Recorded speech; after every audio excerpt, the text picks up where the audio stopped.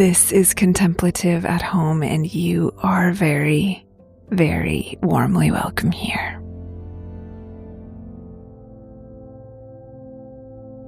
Hello, dear one. I wonder how you are today, and I want to invite you to give yourself the gift of taking a moment to check in on that question for yourself. So I am going to invite you, as always, to check in with your body first. Maybe stretch a little bit.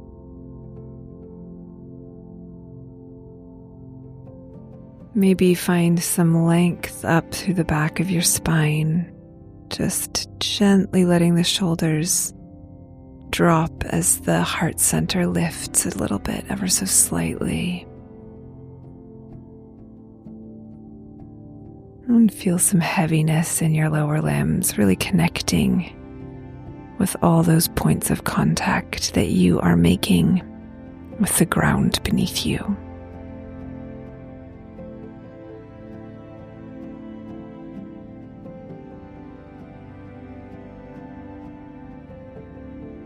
And as you bring this kind and careful and non-judgmental attention to your body,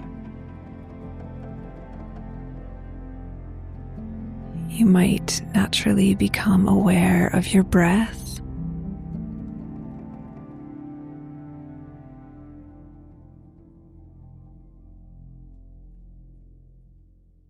And as you sit gently with an awareness of your breath, I also want to invite you to tune in to notice how you are today mentally and emotionally, what's around for you energetically.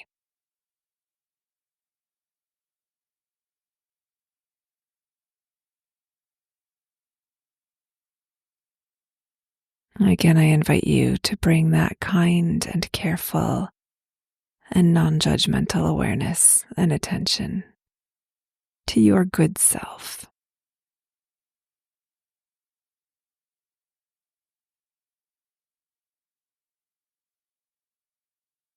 So, Lord, here we are. We come just as we are. We come trusting that you already know and see and hold us. We come trusting that you welcome us just as we are today.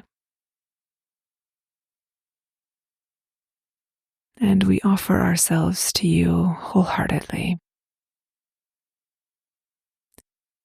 Our deep longing is for an encounter with you, that we might see you and understand you and be transformed by you. So we ask for the grace of a felt connection with your presence. And we ask for the grace of transformation. Here we are, Lord.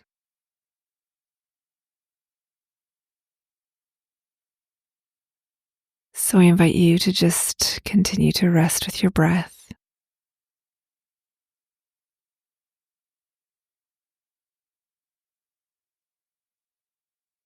And perhaps you can begin to become aware of God's presence here with you in this very moment,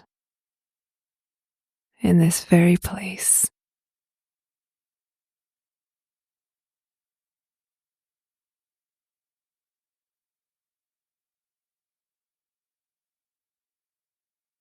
I wonder if you can imagine God looking at you.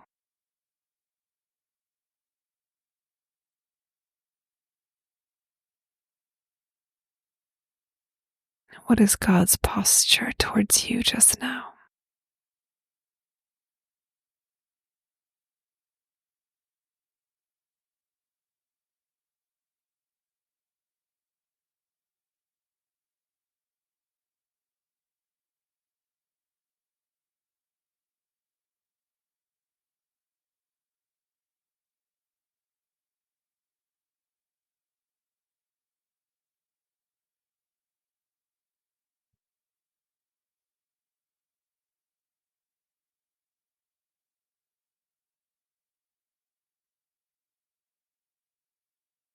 Now, if you just want to rest in God's loving presence for the next 10 minutes, just pause this meditation and sit with the Lord who loves you. There's not much better you can do than that. If you'd like to stay with me, we're going to turn our attention, our imaginations to Jesus and his friends seated around the table.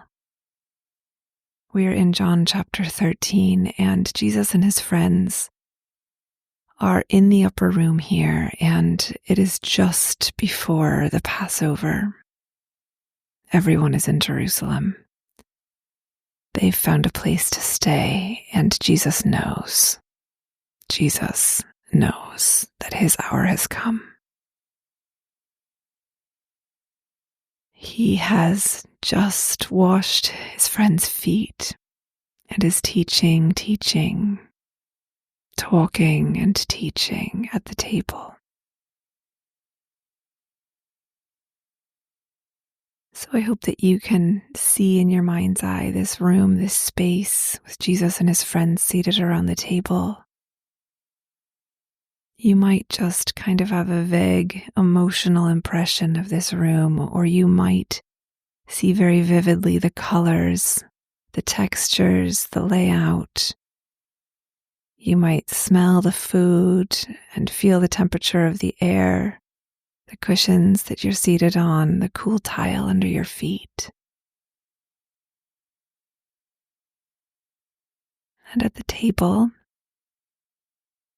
where the custom is to recline beside a table that's very low to the ground, Jesus has on one side of him John, the beloved disciple, and on the other side, his friend Judas, the disciple who has kept hold of their common purse and who yet harbors questions and is not entirely sure where his allegiance lies.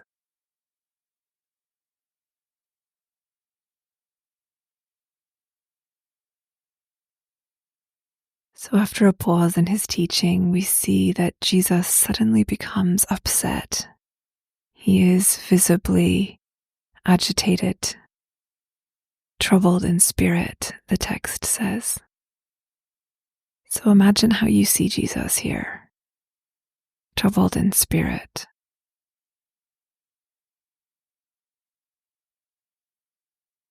And he says, so that everyone can hear, very truly I tell you, one of you is going to betray me. Has he seen it in a vision? Does he just intuitively know in his heart? Had he overheard something?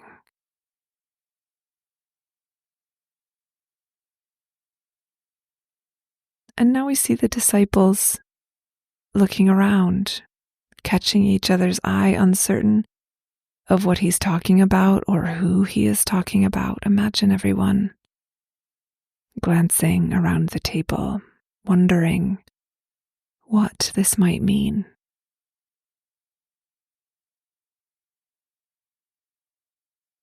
The feelings stirred up in different hearts. One of you is going to betray me.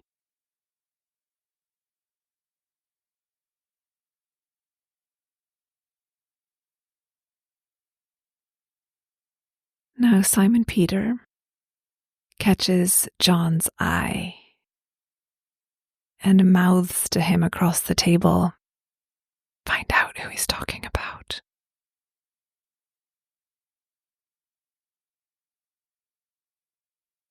So John, reclining close to Jesus, turns to him quietly and asks, Lord, who is it?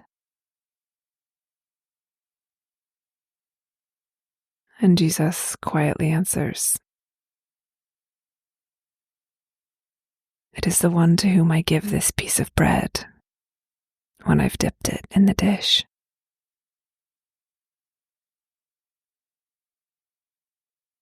So Jesus takes a torn piece of bread dips it in the sour wine,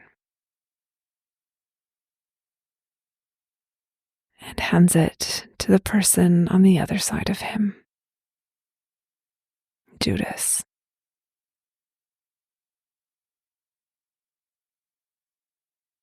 And the text tells us that after Judas receives the piece of bread, Satan enters into him. What does this mean to you?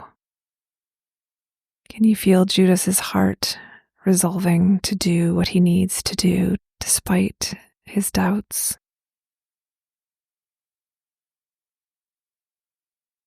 Jesus says to him, "Do quickly what you're going to do." Now the disciples do hear Jesus say that, and they don't know what he means.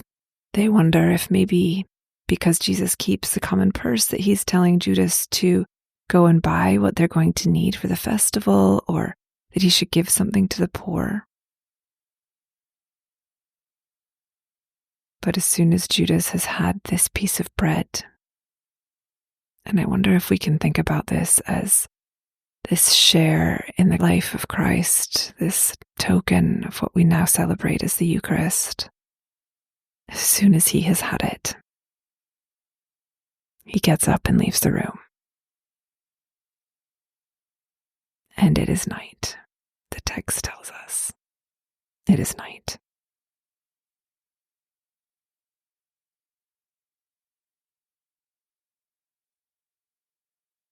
So I'm going to read directly from the NRSV, and again I invite you to be in the room in your mind's eye as you hear this.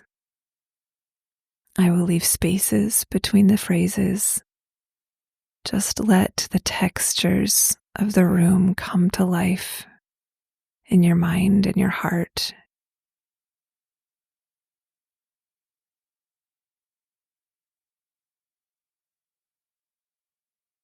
So let's come back again to the presence of God gazing at you. How do you see God looking at you just now?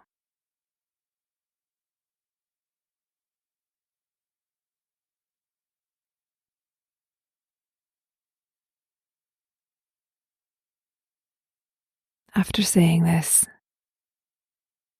Jesus was troubled in spirit.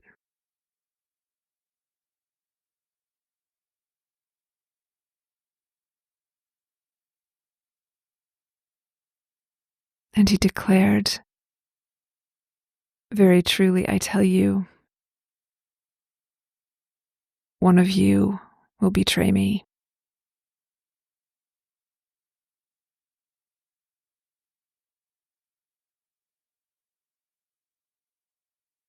The disciples looked at one another, uncertain of whom he was speaking.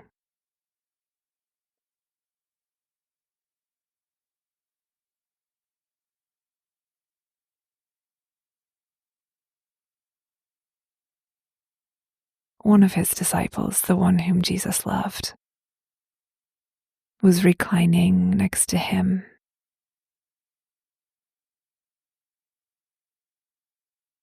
Simon Peter therefore motioned to him to ask Jesus of whom he was speaking.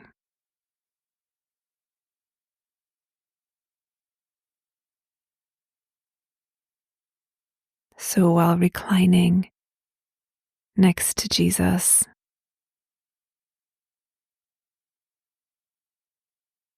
he asked him, "Lord, who is it?"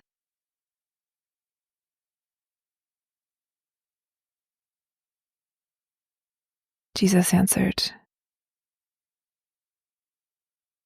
"It is the one to whom I give this piece of bread when I have dipped it in the dish."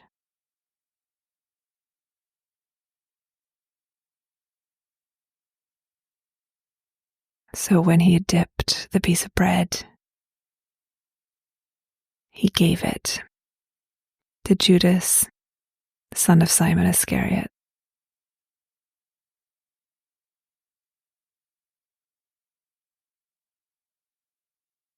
After he received the piece of bread, Satan entered into him.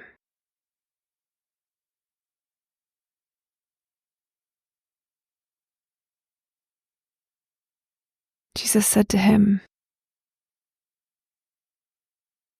"Do quickly what you're going to do." Now no one at the table knew why he had said this to him. Some thought that because Judas had the common purse, Jesus was telling him, "Buy what we need for the festival," or that he should give something to the poor. So after receiving the piece of bread, he immediately went out.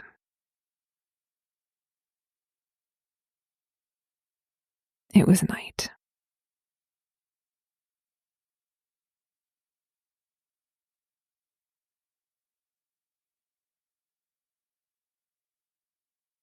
I wonder where you connected with this story most vividly. Was there a moment or a movement that you saw particularly clearly that stirred you in some way?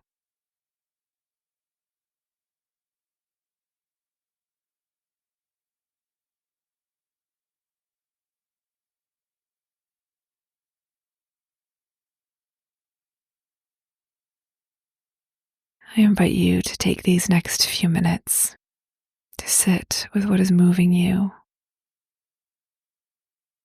to allow the deep prayer of your heart to rise up. Bring the meditations of your heart to the one who loves you.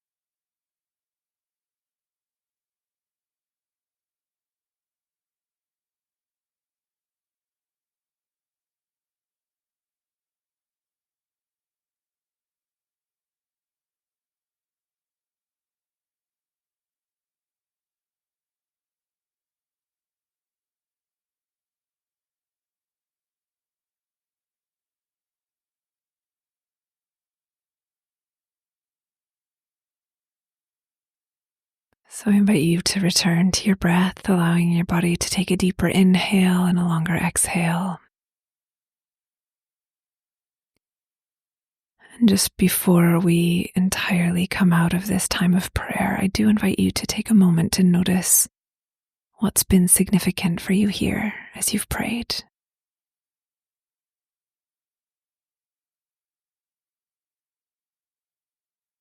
Is there anything that you want to hold on to? as you make your way back into your day.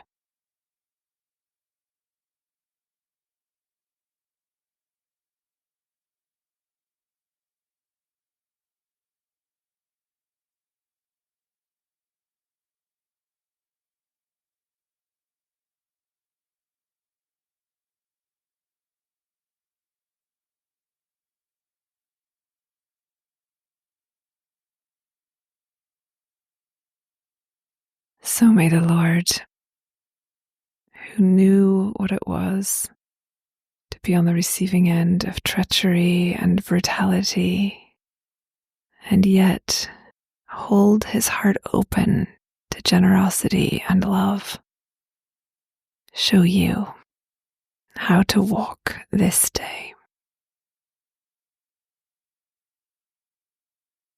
In the name of Christ. Amen.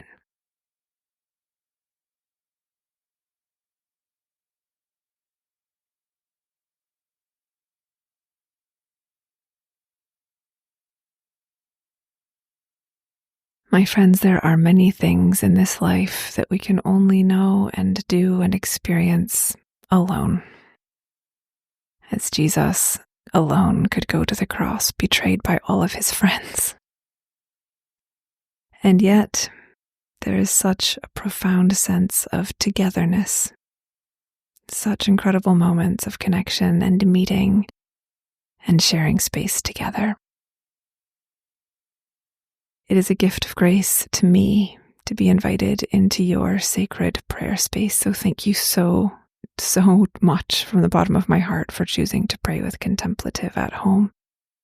I am only deeply honored to be here with you. If you're around here regularly, you might want to consider becoming one of my monthly supporters. This is a group of folks who give a little bit of money each month and really allow me to continue to support my family while I do this precious work.